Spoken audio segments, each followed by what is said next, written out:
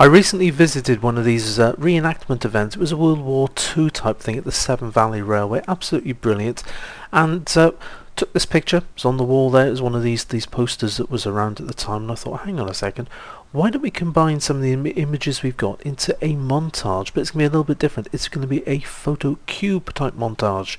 But first of all, what we're going to do now is we're going to have a look at actually creating the background for it.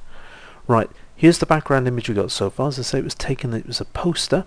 And what we're going to do now is come to the layers palette. We're going to duplicate our background layer by using the shortcut Control J. There it is. How quick and easy is that? That's using Control J. Right, next job. We're going to come to Edit.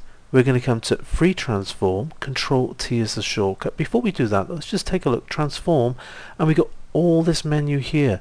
Don't worry, we're just going to come to the Control T. Around it comes, and if we bring the cursor inside, he says, trying to find the little rocker switch on my pen, right mouse click, there's that menu again. Brilliant.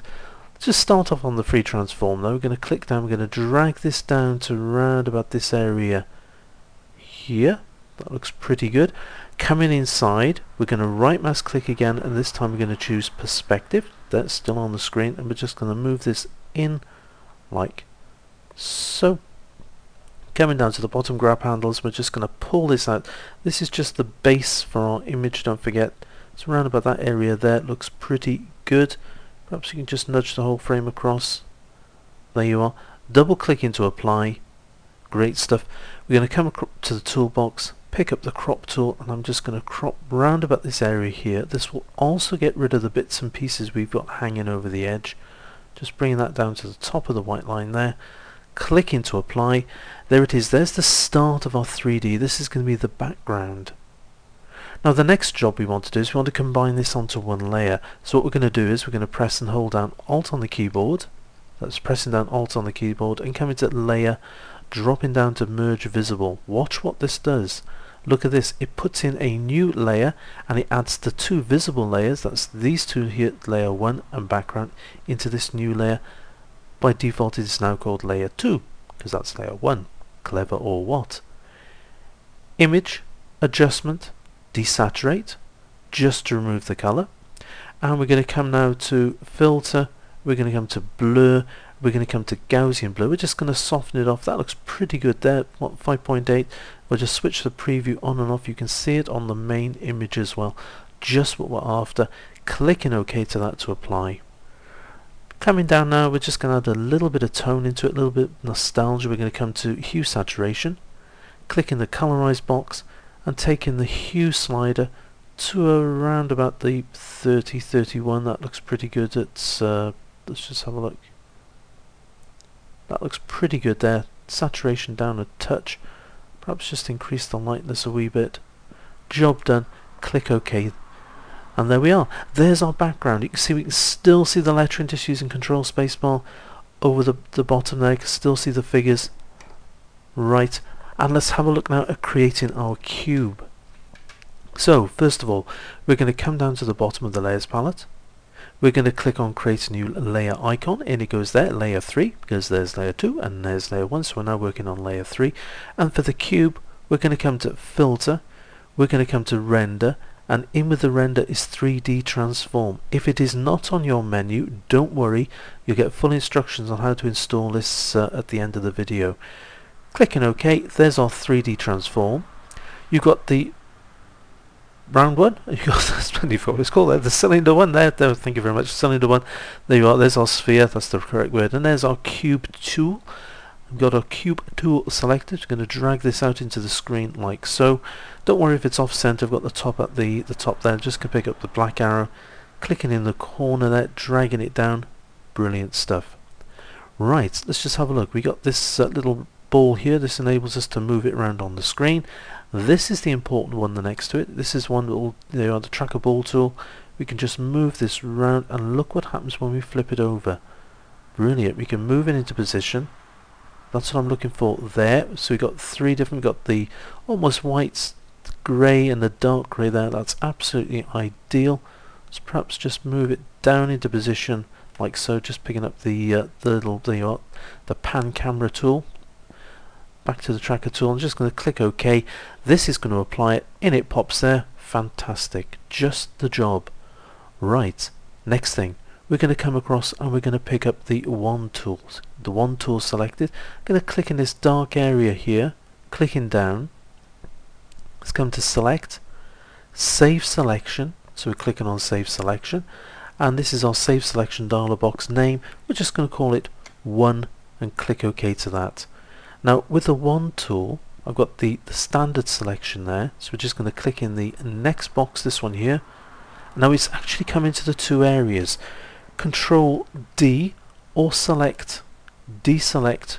Where's it gone? There it is there. It's disappeared because the selection's gone, but there, Control D to get rid of that.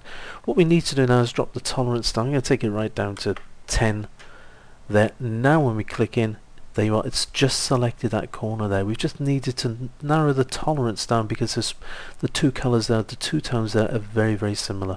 Now we've just selected the one. Select, save selection, and we're going to call this one 2. Click OK to that, job done. Click it in the next, the whiter box there, so you've got a nice selection around there, and again select, and we're going to come to save selection, and you guessed it, we're going to call this one 3. Right, let's have a look, see what pictures we can put in here. Let's bring in flying this guy here. There he is there. And what we're going to do is we're just going to come to select. Let's see if I can make him just a little bit smaller so we can fit in. Thank you very much. Select all. You notice the marching ants right the way around there. And I come to edit, copy, Control C. We've now copied and pasted that. Let's drop that one down out of the way. And if we come now to edit, paste into, you notice he's gone in there nicely. Need the transform tool. Don't forget the shortcut was Control T, also found under the edit down to free transform. And if we just come inside the box here, so we've got the black arrow, we're going to right mouse click and choose distort. And we're just going to come to the grab handles, moving the grab handles in like so, and pulling this one down to the top corner. Here you see him taking place there, bringing this one in to the bottom and dragging this one across as well. And this works with a whole range of subjects. You can do people pictures as we're doing here, you can do flowers, you can do landscapes, you name it, it works. Pets, fantastic. Moving this in, just keeping an eye there. I don't want to come inside because otherwise you get that white line you can see there, so we need to keep it just on the outside, trying to keep it roughly parallel, and once you're happy, click to apply, and job done. There's the first piece. Right. Select load selection, and from the channel layer mask, there it is there, we're going to come down and choose number 2, and if I click OK, there it is there, there's number 2 highlighted for us. And let's have a look, who can we bring in this time? We're going to fly in Mr. Churchill himself. Great, so select all, Control A, so we've now selected him, and we're going to come to, or should that be elected, whatever. Anyway, edit, copy, so he's now been copied. We can drop it down and come into edit, paste into, in it pops there, job done. Again, Control T will bring in the transform tool. You can see it's come right the way around the edge there, quite a large image. Right mouse click in, distort, just move that like so, just so we can see the grab handle, moving this in, pulling this one up to the bottom corner there, and this one to the bottom corner. Here you can see it taking place now, you can see how it's going to look, and it's dropping this one right the way down to there, just putting that into position, putting that into position there, just pulling the top corner. You can see that white line there that give away that telltale. Just need to get that in like so, just right mouse clicking, free transform, just to pull it up a little bit, just pulling that up a little bit there. Clicking inside or hitting enter on the keyboard will apply it. Fantastic, there it is there. And finally finishing off, just fly in this motley crew. There they are there, great stuff. Right, select all, Control A is the shortcut for that. Edit copy or Control C is the shortcut for that. You can drop them down, and finally come into select, load selection, channel, layer 5 mask, and we're going to drop down to number 1, which is our top one. Brilliant stuff. Edit, paste into, in they go, and don't forget Control T.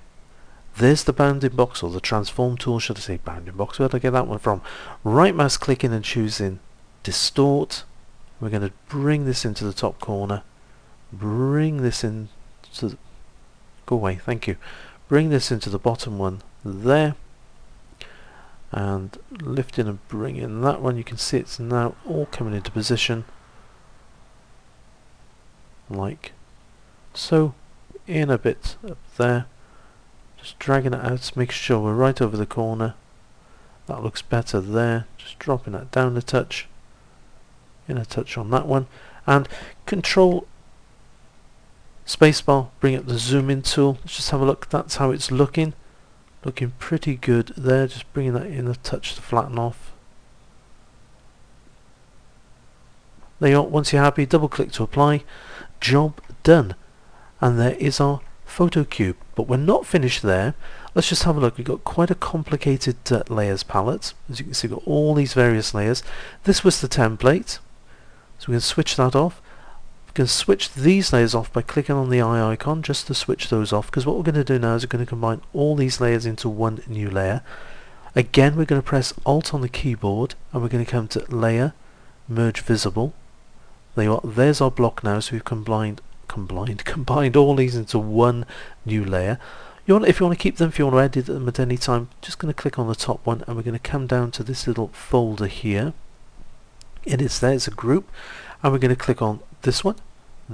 I'm holding down the Control key as well, so that's selected them all. We're just going to grab hold of them, lift them up and drop them into group 1.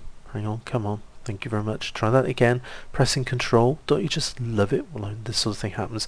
There you can see the black line around there, so we can drop that in. They've all gone in there. We can fold that up out of the way, switch that off, switch the rest, so we know everything is safe and sound. We can come back and we can edit it. But look how neat it's made our palette there now. If we just switch this off, you can see it's still visible, it's still there, and we can come back and we can edit it at any time. Right, to finish off, what we're going to do now is we're just going to come to layer 7. This is our photo cube. Control J will duplicate it. We're going to come to the original one. This is the background one here, switching this off so we can see what we're doing. And we're going to come to Image, Adjustment, dropping down to Hue Saturation, Control U as a shortcut, and we're going to take the lightness right the way down. Click OK, so we've now got a black cube, because what we're going to do now is we're going to produce a drop shadow effect under our original cube. Coming to Filter, to Blur, to Gaussian Blur, and the amount of blur here really depends on the file size you're working on. You can see we've got quite a large one down here to 112 megabytes. Just come to around about the 58. That looks pretty good. Let's take it back a wee bit. There's softer corners. Click OK. Right, let's switch on our top cube, and you can see it's now got this 3D effect. We're still working on layer 7. This is the one we're still working on. Picking up the move tool, you can see the way we can move, and it really is entirely up to you how it looks. Don't forget you can also use Control T for the transform tool. Right mouse click and choose distort. No, I'm going to choose perspective, so you can change the way the tool works. I'm just going to bring this in, drop it down a touch. Let's come to free transform, just bring this in like so, bring this one up like that. What I'm looking for here is I just want to give the relief around this area like so. A little bit of distort, pull it in, because don't forget it's going to come in like that. Just dropping it down again, choosing free transform. Once you're happy, apply by just double clicking or enter on the keyboard. Looks a bit heavy, so coming to the opacity, we're going to drop the opacity down now, and you can see there, that's what I'm after, just that little bit of a shadow area there. And we can actually come now, if you're using Photoshop 6.7 CS, you have little buttons down the side here. Just click so you got the little links. Photoshop CS2, pressing Control, highlighting the 2 there, right mouse clicking and coming to link layers. This is now, you can see the chain link gone in there. So now when we click down, we're going to move the shadow and we can move the box around together. There it is there. I think perhaps the background just a little bit on the dark side, so let's come and just brighten that up a touch like so. There it is there. There's our finish. There's our photocube. Go on, give it a try. It works well on a whole range of subjects, as I say, from portraits through to pets to flowers to landscapes to anything. It is a great way of just creating a montage and making something a little bit different. But go on, give it a try. Until the next time, happy imaging and take care.